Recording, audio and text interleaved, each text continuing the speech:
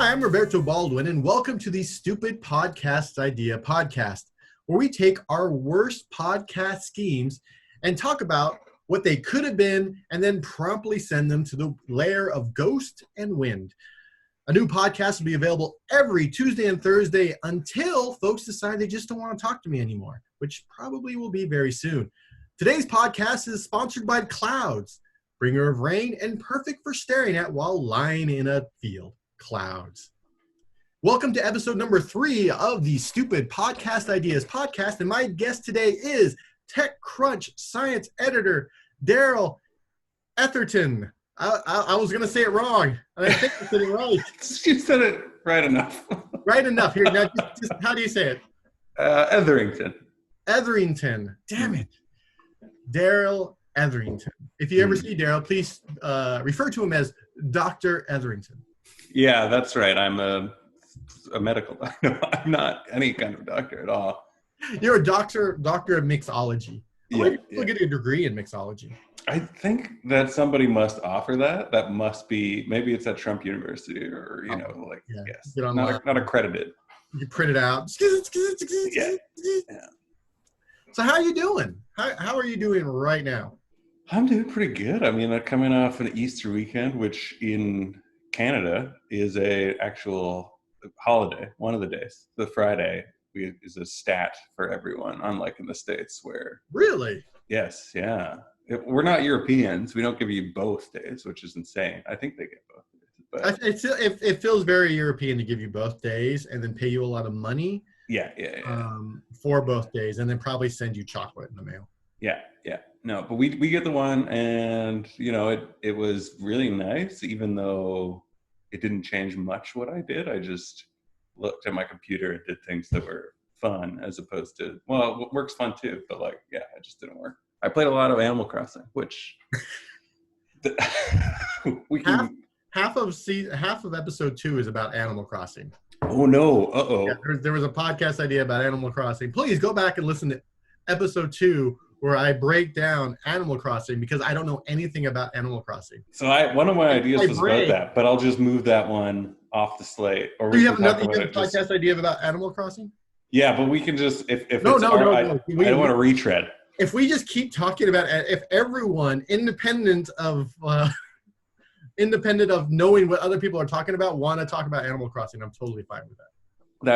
That would be wonderful for me, because that's basically my entire life right now. But so that brings me to my sort of first question. Besides how you doing, how are you dealing with the stay-at-home order? You have to stay at home in Canada as well, right? Yeah. Essentially, we don't have.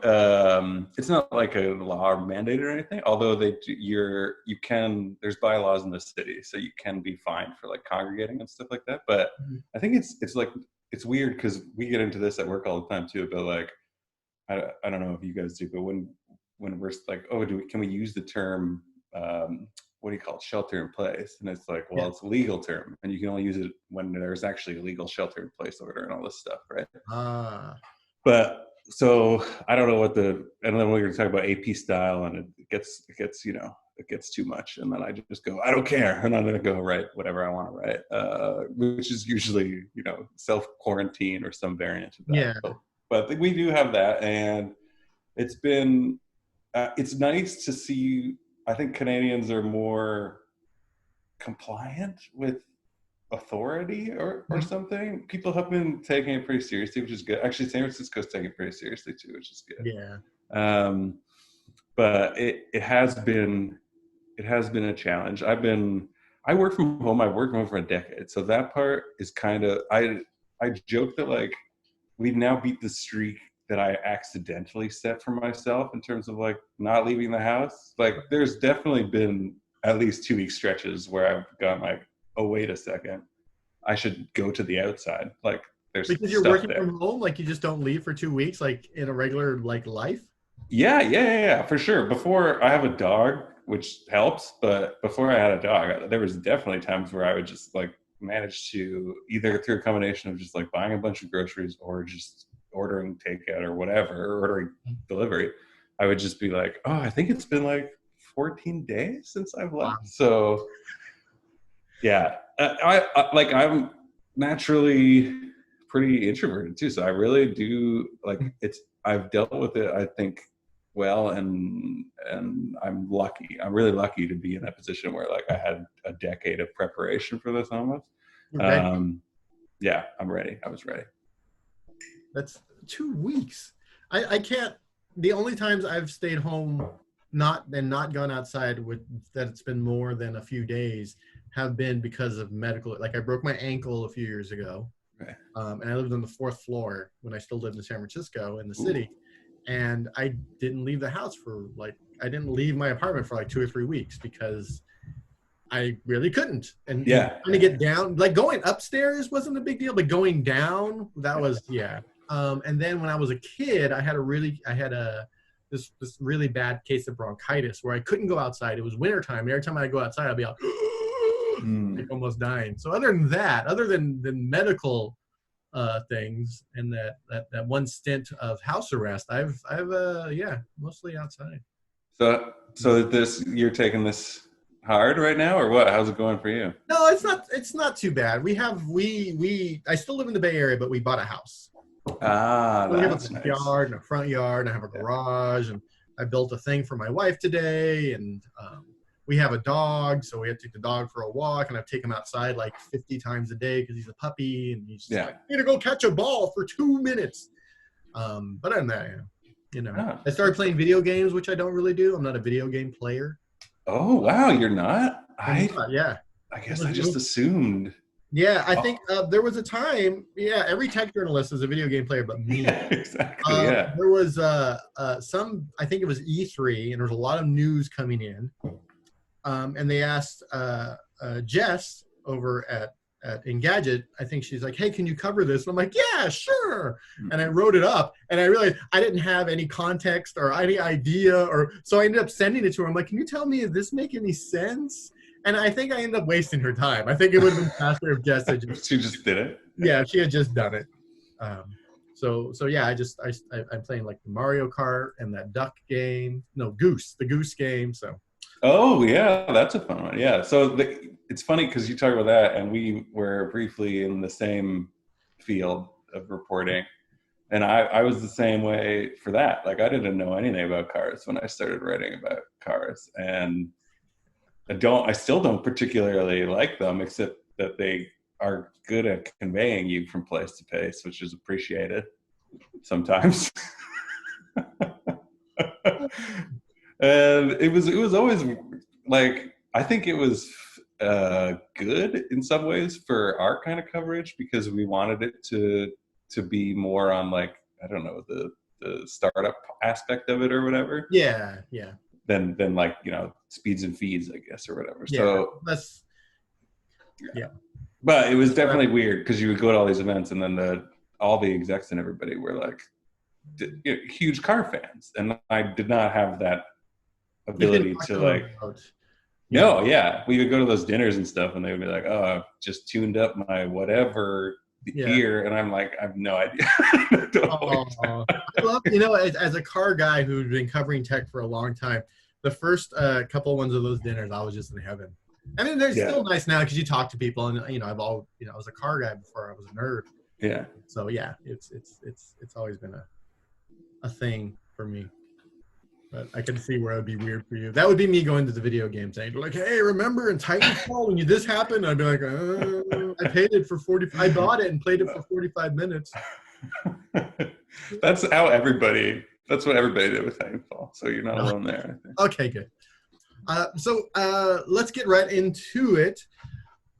Let's talk about your podcast idea. What do you have for us today? So let's see how close this is to your other Animal Crossing podcast. Okay. Because I will. No, just don't. No, I don't even want. Just say it. Okay. Animal Crossing is big. It's going to be huge for SEO for me. Yeah, exactly. Animal Crossing New Horizons : Animal Crossing New Horizons podcast idea. Just put it in there as many times as you can, and then that's how SEO works. That's what I'm led to understand. So basically, I want a group of people to play Animal Crossing, but I need them all to fully embrace and create a new character with a full life and that changes as you interact with the players. And then you need to live role play what has transpired in your game in this group on a podcast. So it's kind of a mashup of like a Dungeons and Dragons Let's Play podcast, but also Animal Crossing. And I realized this because I was playing the game, and I'm like, my life in this game is much, much more fulfilling and full and just entertaining and enjoyable than my real one is right now, as a result of everything that's going on, right? So yeah, that's what I want to do. So you're cosplaying your Animal Crossing character. Yes. You're cosplaying on this podcast.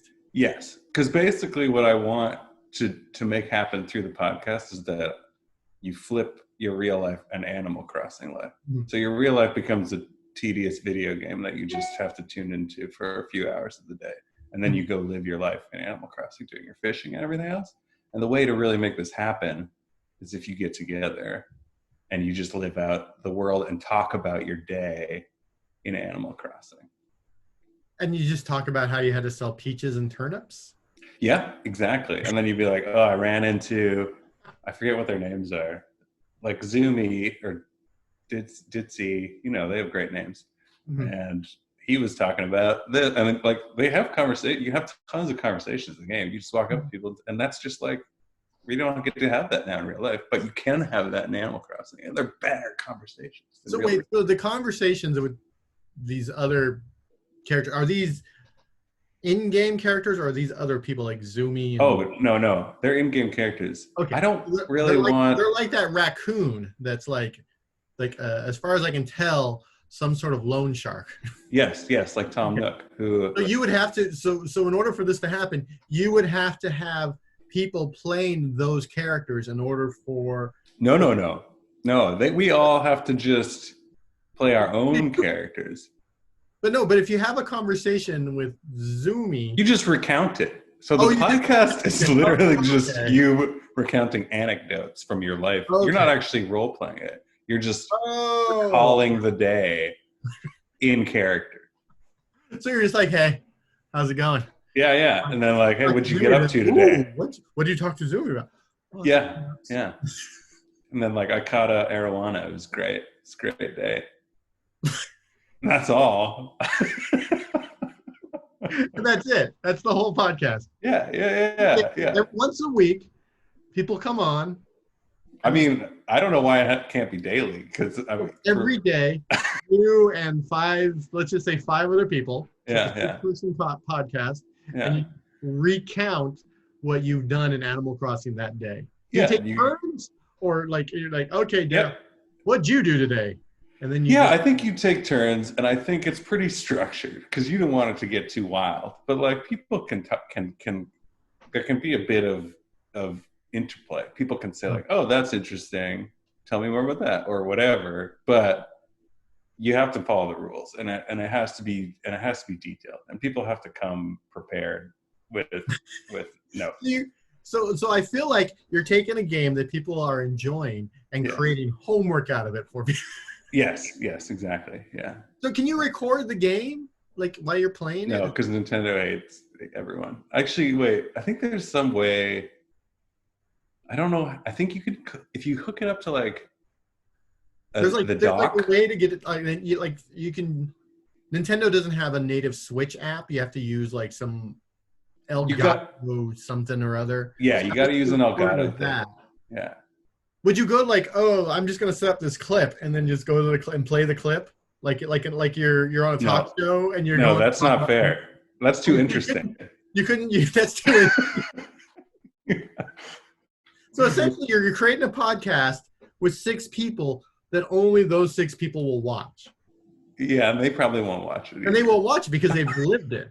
So this is just like a nice conversation you have every day. It's less of a podcast and more like, hey guys, let's hang out and talk. I guess that's true. You could call it Nook Club. Nook Club. It's like a book club. Yeah, right. Exactly. We talk about it. Yeah. But then you think about it. Like, would you listen to a podcast of a book club? No. I I've actually tried. And it There's a doesn't work. book. There's book club podcasts, and you're like, There's one, I forget. It's actually like I shouldn't say bad things about it because they're very good. It's just not for me. I don't remember which one but it's if the called. book club was about Animal Crossing, you think you'd be like down? No, I wouldn't listen to this podcast. This isn't for me. No, I wouldn't. This is not something I'd be interested in. No. I think let's try to make it more interesting because everybody talked about doing it. the best here. Because I had the idea of having clips, and you're like, no. What was the other one like? Was it good? It was pretty. It was interesting. I don't want you to go all over it because then you'd be just doing the episode again. But it involved talking about. Wait, what was the other one?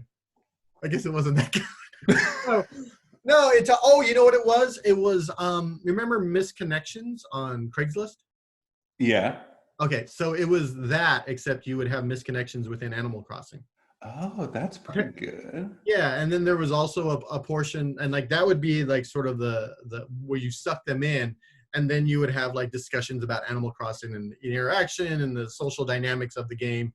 Because I kept talking about how that raccoon, because yesterday I realized that Animal Crossing is just super cute capitalism. Yeah, and it is. I haven't played the game, and so but with fair rules. Because like when you get your house mortgage and then you remortgage your house repeatedly to add extensions to it, and it gets astronomical in cost. When you build your basement, it's insanely expensive, which makes sense because the house is already built and they have to dig out underneath. Like, okay, but it's like 2.5 million. What's the currency? Buttons? I forget what it is. But is it bells? Bells. Yes. Bells. Okay, that's what okay. So you got to spend all those bills, but there's no term for the repayment, and there's no interest. It's zero interest loans. Zero interest, like no repayment term. So repay when you can. It's great. It's good capitalism. Well, not good in that it doesn't function. How does the raccoon make any money? Raccoon is happy with his other sources of income. He doesn't need this one. He just does this one to encourage the other flows of business, like you buying stuff to fill your home. I think. Yeah. Maybe Raccoon has and he probably has interest in the construction companies. Yeah. Well, and he might I'll give you this loan, but you got to use Phil's construction. You get the sense that he's independently wealthy, and this is all just kind of a hobby for him. So here you go. Yeah.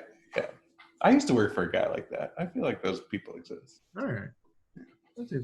Do you have another podcast idea, or was that it? I do. No, I do. Oh, I have, because that was the one that I was thinking of in my desperation state. I have one. This is legitimately one that I did consider doing, and then I guess I really just cut it because I realized I didn't know anybody that was funny enough to kind of pull it off. Because I was like, this is more like real comedians should do this, not me and my friends. So I really like Hello from the Magic Tavern, the Arnie Niekamp. Do you know that one? That podcast? I don't really listen to podcasts. That's the fun thing about this, other than the Office Ladies. Oh, right. Okay. I haven't listened to that yet. I should definitely listen to that. Other than, I don't. Sorry. No, you know what? I listened to the one about movies where they talk about movies. Flophouse? No, like some Bill Simmons. Oh, okay. Rewatchable. That's right. Rewatchables. Yeah, rewatchables because I'm a big movie nerd. So I'll set up. You should definitely check out the Flophouse then if you are a big movie nerd. But I'll set up the other one just so because it helps explain this. But also a good shout out. Hello from the Magic Tavern is like. It's him and a bunch of the people on it are like Jackbox party game guys. Like they all work for that company. The Jackbox Party Pack. They're like, oh man, Roberto. Those are really good games for Zoom calls with your friends because you could actually play them very effectively remotely. But he started this podcast like 3 years ago now, where the setup is he traveled through a portal to another dimension, and in that dimension. It's like a fantasy world, like a high fantasy world, Mhm. but it's all improvised. And then he has two co-hosts that are consistent with him, and then everybody else is guests that are one-offs, and they come on and make up their character. Mhm. And then those characters recur, and they try to build a through storyline of the whole thing. It's very, very good, and it's been going now for like 3 years or whatever. So if you got time to kill, lots of that around. But I was listening to that, and I was like, oh, I think I would do one where a similar world where it's like a fictional setup, but Uh-huh. because of my work, it would be like startups, right? So it would be Shark Tank, except just the worst. There's like totally absurd, awful, stupid ideas with like a cast of judges that are consistent. So like 500 startups, but like actually like 500 startups. Yes, yeah. Just like the real 500 startups, yeah, Like and why the real YC. YC, like just a bunch of really bad ideas pitched with Yes, a lot of enthusiasm. yes, and that's one of the problems with it too, is that it's like it is hard to parody it because It's so the bad. the real ones are so bad and so ridiculous. Yeah, that's part of the reason you watch Shark Tank, right? It's because most of the people's ideas are just terrible and they have no right doing it, right? I've never watched Shark Tank. I kept Mm. having to go to demo days, and I felt like I think 500 or YC. One of them banned me. Oh, They really? just told Why? me because I would they would This because is a I'm good me, story. and they would come out and they would give their little presentation, and then I would be there in the audience with my computer tweeting and ripping this shit apart. Is Yeah, essentially yeah, of course. John Russell used to love it when I went to those things. He's like, I love your tweets when you're at these things. So I would just rip these ideas apart, and they caught on that it was me because it has my name and I'm verified. And Caught on because you weren't hiding yeah, I it. wasn't hiding. I was just like, bah, bah, bah, bah, bah, bah, bah, try to stay away from Michael Arrington. Yeah, that was like my whole thing. Just Yeah, try to stay as far away from Michael Arrington as possible, and just making fun of all the bad ideas, and then writing about 2 or 3 startups while I was there. yeah. And they wouldn't invite me or reply to my emails or talk to me anymore, Wow. which I was totally fine with because I kind of hated going to those events because they were so incredibly bad. And it felt like someone showed up and said, hey, I have this idea. And the people at YC or 500 startups wouldn't say, that's a bad idea. They would be Right. like, well, we need at least 20 of these.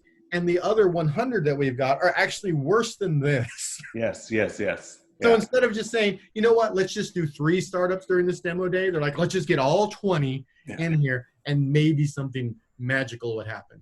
It's gotten really absurd. Like the class sizes are just so huge now that it's like it's worse than it was when you were doing it, for sure, right? And it was bad then. And like I don't know, I don't know.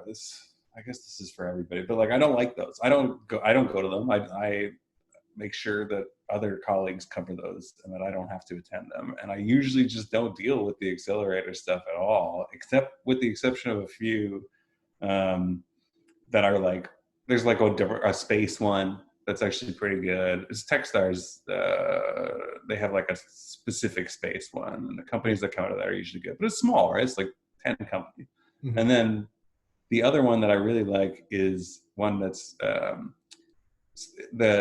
founded by the University of Toronto, like at the School of Business here, but it's now a bunch of universities, and it's called Creative Destruction Lab.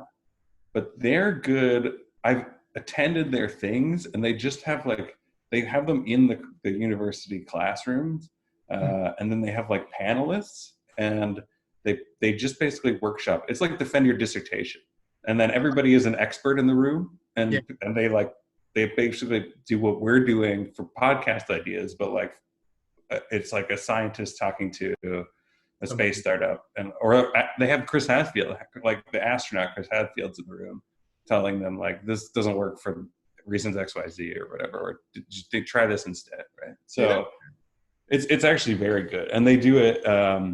They're very. They have high standards. Like they basically they fail people out through the course of the program, you like wash out for just like not adapting or not following the guidance or whatever. Like basically they just vote you off the island. So it's pretty good. They don't take any equity, so there's no incentives there, right? So that one I like. That's a big sidetrack, but look, we can do a whole hour on what's wrong with the accelerator system. I don't think we should. So okay, so you want to make, so the idea is to create a sort of parody of Shark Tank and these demo days. I think we did a good job for people who don't understand what demo days are. Demo days are just companies, like young companies show up, they talk to these accelerators or incubators and say, hey, I have this idea, and then they pick 20 out of the 500 they get, and they say, okay, we're going to put you with people who will help you like realize your dream. And then they come out a couple times a year, like, and then they pitch their ideas to analysts, investors, and the press. Yeah. And 90% of them are trash, and the other 10%, most of them won't make it. Yeah, exactly. Even the ones that pure trash, not like oh, they have an idea. No, they're just pure unadulterated trash. And Darrell wants to do a podcast that takes that trash and kicks it up a notch. Yes, yeah, gets it real good and absurd. But I think the more interesting possibility for that is, like, I've envisioned it being similar in that it's long running, right? Like similar to Hello from the Magic Tavern. So you have your 5 judges or whatever, and they will develop consistent like characters over time, right? And have backstories and side stories and stuff like that. And maybe some of the entrepreneurs will too, and they'll come back and there could be through lines, right? If you have guest comedians, and I mean, the way I would envision it doing it would be like, you have your core cast, which is the panel of judges, and it's probably unwieldy to do like 5, but let's say you do 3, or you have rotating or something. And then for the entrepreneurs, you could just have a different guest every week, and they don't tell you what they're going to do. They just come and like literally make their pitch like you would make an actual pitch at one of these things. So the reaction's real, right? I haven't had a domain name for this one. I think I still have it. You just went out, you went and spent like $7. Yeah, I really committed. I have a long list of domain names. $15 a year to keep up with that domain. Yeah.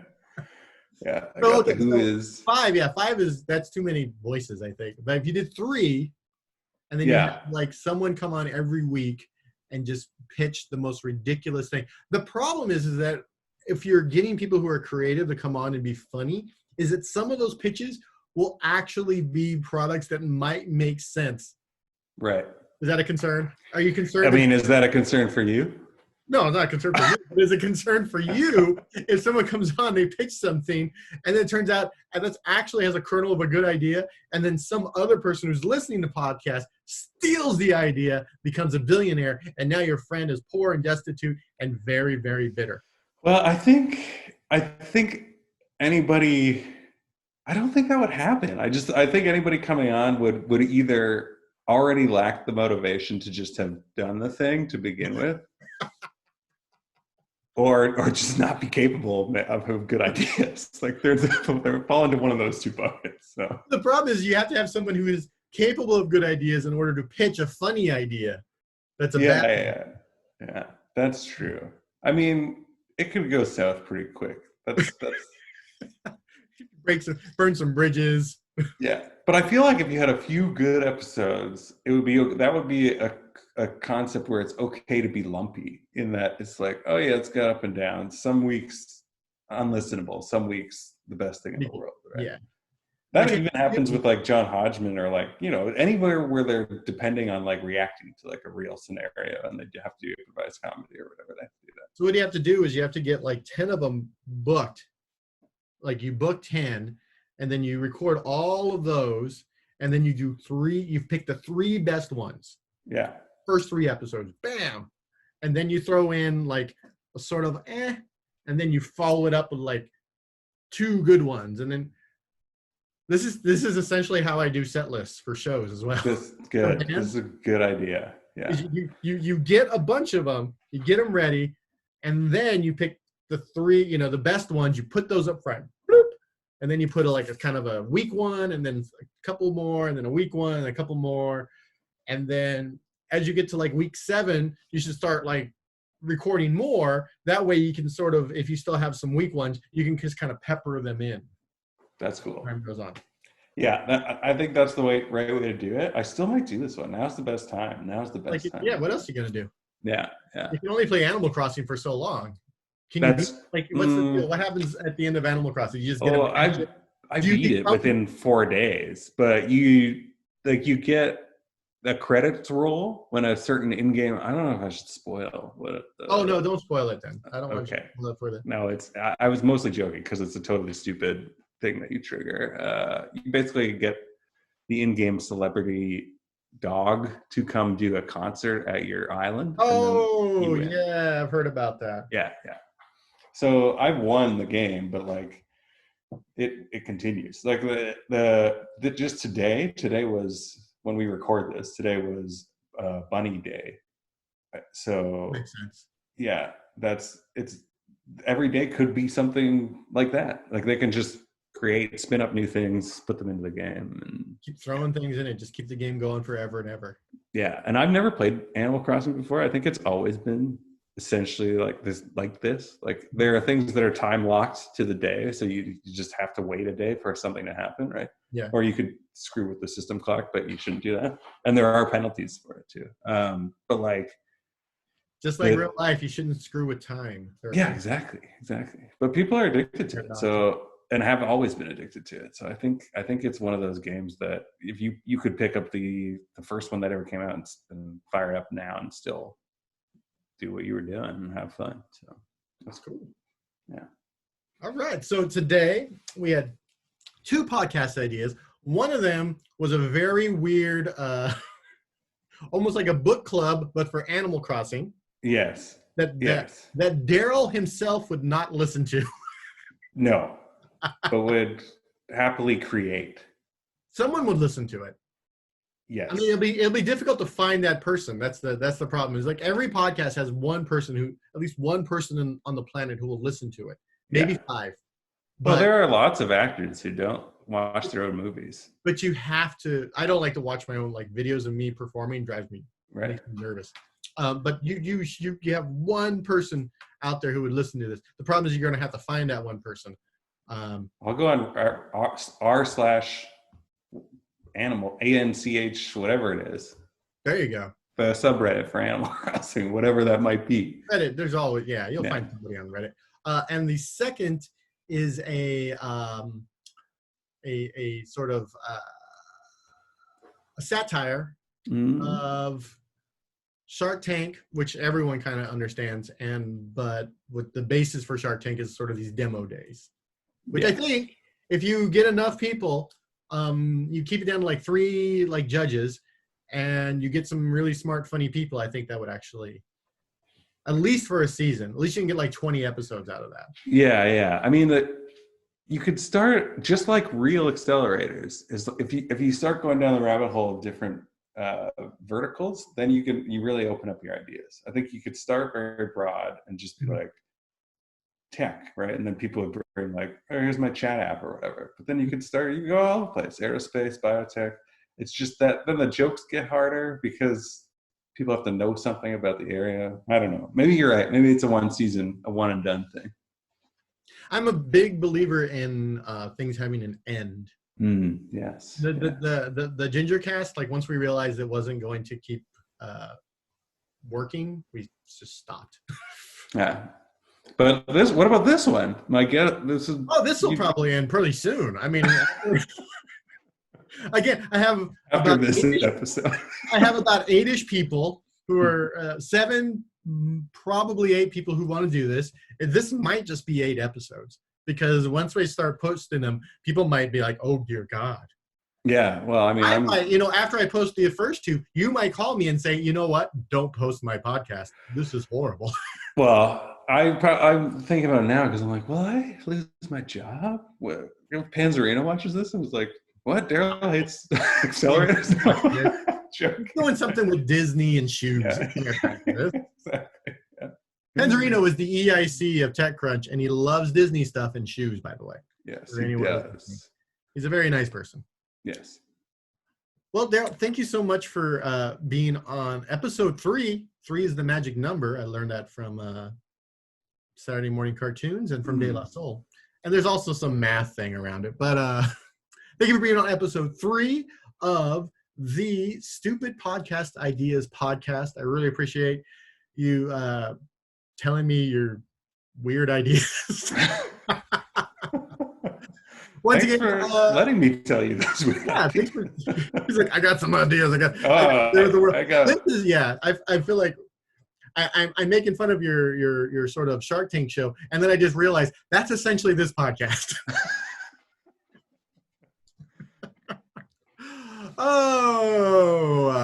The Stupid Podcast Ideas podcast will be available every Tuesday and Thursday until people stop wanting to talk to me. At that point, I'll just end it because no fanfare. No one cares. Thanks again, everyone, for listening and watching. Goodbye.